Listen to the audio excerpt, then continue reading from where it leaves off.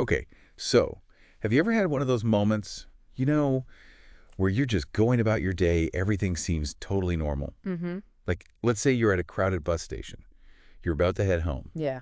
and suddenly, bam, out of nowhere, you're hit with this wave of dizziness. Oh, wow. Your heart starts racing, you feel like you can't breathe. Yeah, I know that feeling. That feeling right there, that's what we're diving into today, panic attacks. Yeah. And trust me, they can be absolutely terrifying. The thing is, they can happen to anyone, anywhere, anytime. And the feeling of sheer panic, that loss of control, it stays with you. Right. But today, we're doing things a little differently. We're ditching the medical textbooks and the jargon, and we're going to hear a real person story. Someone who went through years of these debilitating panic attacks. And get this, before it all began, he actually considered himself perfectly healthy. Really? Yeah, his name is Federico, and he was just 17 when everything changed. Wow, just 17. Yep. And what's fascinating is that it seemed to be triggered by something that many people might consider pretty routine, a nasal surgery. You don't hear about that every day. Right. You always hear those stories like someone goes through a major life event and bam, the anxiety hits. But for Federico, it was this seemingly simple surgery that seemed to flip a switch in his brain. So it's like his body just, overreacted to the surgery? In a way, yes. It unleashed this torrent of panic and anxiety that he never saw coming. Wow, that's wild. It really is. And it just goes to show how complex the mind-body connection is. For sure. So what happened next? So picture this. There he is, just 17, at a bustling bus station, about to head home, when, bam, that's when the first major panic attack hits. Oh, wow.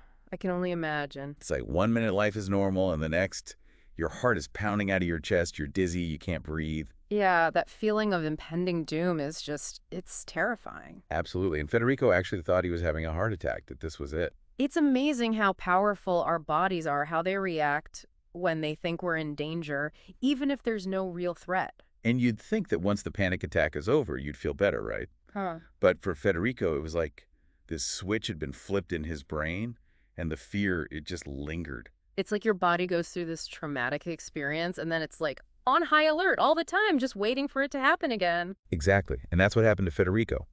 Everyday things, like even just eating a meal, became a potential trigger. He was constantly bombarded by these what-if thoughts. What if it happens again? What if I can't stop it? What if people see me? It's exhausting. It really is. And the thing is, while those what-if thoughts might seem irrational to someone who hasn't experienced a panic attack, for someone like Federico, they were very real. Oh, absolutely. They're living with that constant fear. It's debilitating. So what did he do? Did he seek help? Oh, yeah. He went to doctor after doctor, test after test, and you know what they told him? Everything looks normal. Oh, I can only imagine how frustrating that must have been. To feel like something is so wrong, but no one can tell you what it is. And to make matters worse, sometimes people would say, well, maybe it's all in your head. Right. Which, we're learning, is not helpful at all. Not helpful, and often just plain wrong. Luckily, Federico eventually found a psychologist who understood what he was going through, who could give a name to what he was experiencing. Panic attacks. Finally, a diagnosis. Yeah. So, did the psychologist offer any solutions, any hope? Well, medication was an option, and it can be really helpful for some people, but it's not a one-size-fits-all solution. Right, and sometimes it comes with its own set of challenges and side effects. Exactly. And unfortunately for Federico, while the medications seemed to help initially, things took a bit of a turn. A turn. In what way? What happened? A turn. What do you mean? Well, the medication helped for a bit, but then the panic attacks, they came back even stronger. Oh, no. And get this, he developed this new fear, a fear of the medication itself. You're kidding. So the very thing that was supposed to help him was now triggering his anxiety. That's awful. Yeah, it's a bit of a cruel twist, but it just shows you how powerful the mind can be, especially when it comes to anxiety. Just the anticipation, the fear of potential side effects, it can spiral out of control. That's wild. So what happened? Did he just stop taking the medication? Well, it was around that time that something really interesting happened. Federico was out with some friends at a restaurant, and everyone was raving about this fish dish with a special sauce. Okay. He takes a bite, and almost immediately his throat starts to feel tight. Oh no, here we go again. All Another done. panic attack. Right. That's what he thought too. He was convinced he was having an allergic reaction. His mind went straight to the worst case scenario. It's like his body had been primed to panic. Exactly. And he starts feeling those familiar symptoms he associates with his panic attacks, the tingling, the numbness.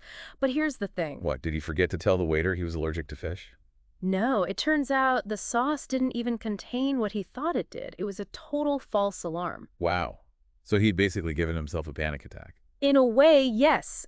That's when it hit him. He had the power to create these physical sensations, even without a real trigger. Just the power of his mind. Exactly. And that, my friend, is a perfect example of what we call somatization, where mental stress, emotional stress, it manifests as physical symptoms. Wow. So it wasn't that the symptoms weren't real, it's that they were rooted in his anxiety. Precisely. It's all connected, the mind and body. And that realization, it was a turning point for Federico. I bet. So what did he do with this newfound knowledge? Well, this aha moment led him to a book that would end up changing his life. A book called Adios Ansiedad, which means goodbye anxiety.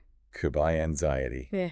Sounds promising. Yeah. What was it about this book that resonated so much with Federico? Well, it really emphasized the role of serotonin in anxiety, and it offered some practical tools for managing those panic attacks. It wasn't about suppressing the anxiety altogether, but about understanding it, learning to navigate those feelings in a new way. Like that, navigate. So not trying to get rid of anxiety completely, but rather learning to ride the waves, so to speak. Exactly. And one technique that really stood out to Federico was this idea of actually challenging his anxiety. Challenging it. What does that even mean? So instead of trying to avoid those feelings of panic, he decided to lean into them. Like he'd notice his hand going numb, which was a common symptom for him.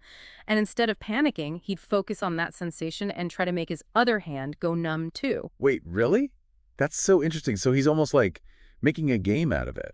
It might sound counterintuitive, but that's exactly what he did. He took control back from the anxiety, and you know what? It worked. He said it even gave him a sense of amusement, like he was outsmarting the anxiety. I love that. It's like, oh, you want to play? Game on.